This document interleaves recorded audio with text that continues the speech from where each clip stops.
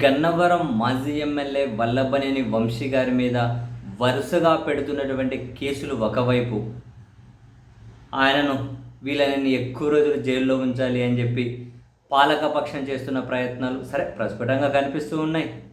అధికారం ఉన్న వాళ్ళు ఆ విధంగా చేస్తారు అని చెప్పి అనుకున్న ఇది ఒక ఎత్తు అయితే, మరొక వైపు ఆయన ఆరోగ్యం క్షీణించిపోతూ ఉన్న యు జస్ట్ ఇమాజిన్ జ్యుడిషియల్ రిమాండ్లో ఉన్నటువంటి ఒక వ్యక్తి 100 రోజుల్లో 20 కేజీలు తగ్గారు అంటేనే న్యాయస్థానాలు చాలా సీరియస్గా తీసుకోవాలి ఈ విషయాన్ని. నాకు ఆశ్చర్యం అనిపిస్తుంది. చివరికి న్యాయస్థానాలు కూడా ఏం ఆలోచిస్తున్నాయో అర్థం కాదు. కింద ఉన్న మెజిస్ట్రేట్లు అయితే పూర్తిగా వన్ సైడ్ ఆలోచిస్తూ ఉన్నట్లే కనిపిస్తూ ఉంటుంది. మనం చెప్పడం ఏంటి, హైకోర్టు కూడా చాలాసార్లు బ్రెయిన్ వాడట్లేదా మీరు అని చెప్పి అన్నది మెజిస్ట్రేట్లను.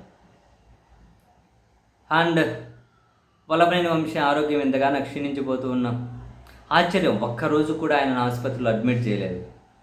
తర్వాత హైకోర్టుకి వెళ్ళి బెయిల్ అప్లై చేసి ఆరోగ్యం బాగోలేదని చెప్పి అడిగితే తక్షణం ఆయనకు వైద్య సేవలు అందించండి, విజయవాడలోని ఆయుష్ ఆసుపత్రిలో చేర్పించండి అని చెప్పి ఆదేశాలు ఇచ్చారు. ఆశ్చర్యకరంగా అంత ఇబ్బంది పడుతున్న వ్యక్తిని 2 రోజులు తిరగకముందే డిశ్చార్జ్ చేసి మళ్ళీ జైలుకు పంపించారు.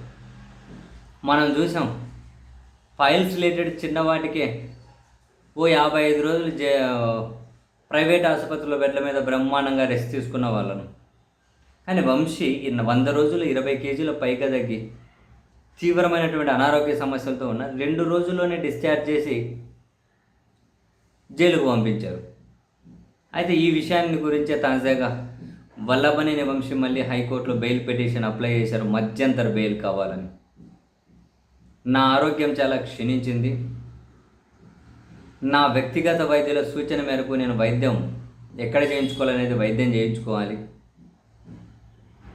సో మొన్న హైకోర్టు ఆదేశాల ప్రకారం విజయవాడ ఆయుష్ ఆసుపత్రిలో చేర్పించినా కూడా పోలీసులు వైద్యుల మీద, ఆసుపత్రి మేనేజ్మెంట్ మీద తీవ్రమైనటువంటి ఒత్తిడి తెచ్చి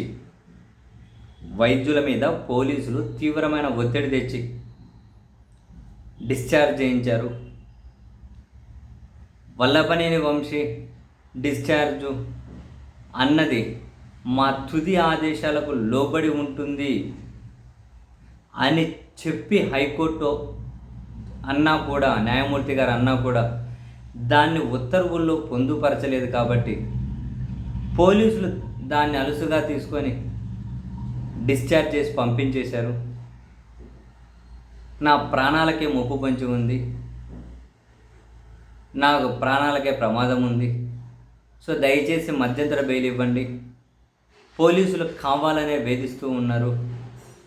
హైకోర్టు ఉత్తర్వులను కూడా వాళ్ళు లెక్క చేయడం లేదు. ఎక్కడైనా చిన్న లోపాన్ని, ఎక్కడైనా చిన్న స్పేస్ దొరికితే వాళ్ళకు దాన్నే పట్టుకొని ఉపయోగించుకొని వాడుకుంటూ ఉన్నారు.